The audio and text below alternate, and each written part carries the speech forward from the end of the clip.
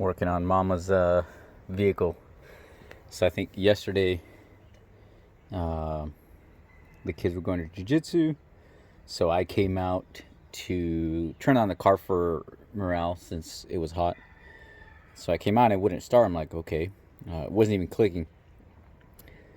So I was like, oh great, something's wrong. So I pulled out the multimeter, checked the battery, and yep, sure enough, it was dead. So pulled the truck up to jump start it, and got it turned on. But it was daytime, so we couldn't really see. But apparently, the brake lights were stuck on. They're good right now, but yeah, the brake lights were stuck on.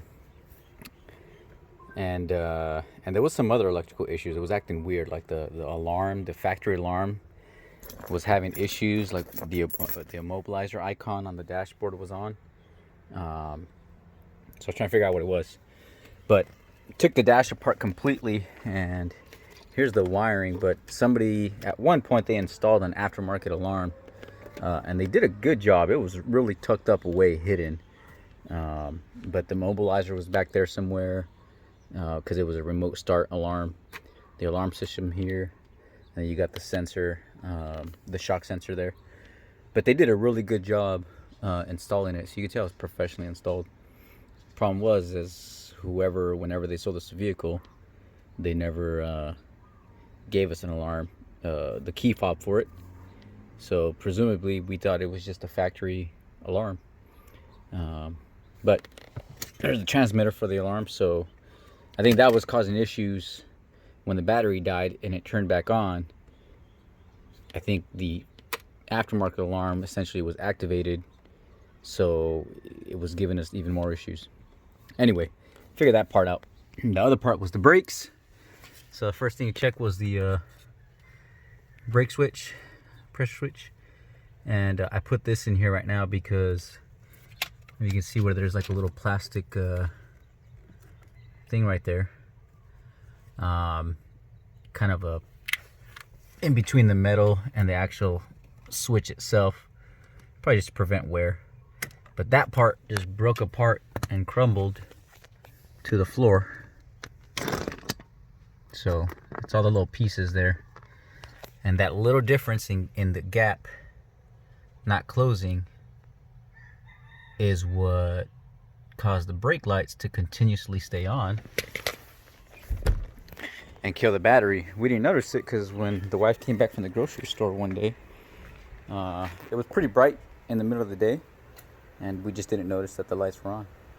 And then she didn't go anywhere for a couple days, so then the battery died. But I think that's a problem.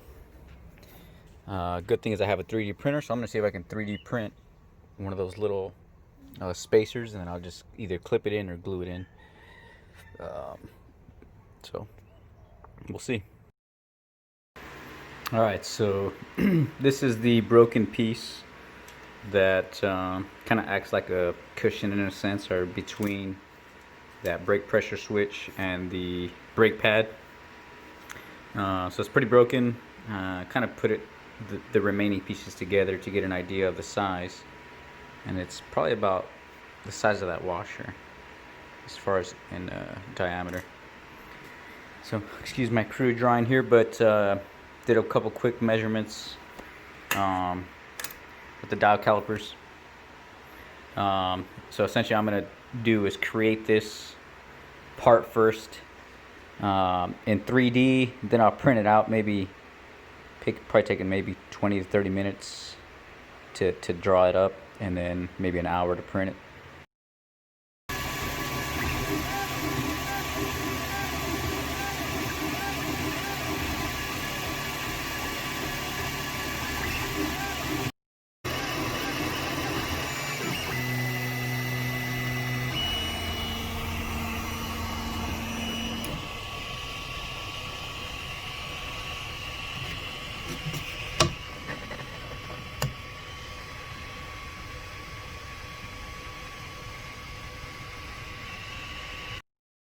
Alright, it's kind of a pain in the butt, but now I 3D printed that red stop now, and now the brake lights turn off when they're supposed to. Again, that gap was because the original piece that was there, kind of like that, broke off, and the car's lights stayed on, brake lights stayed on for like 2 days apparently, or however long till the battery died. We're good now. Bev, can you press the brake real quick?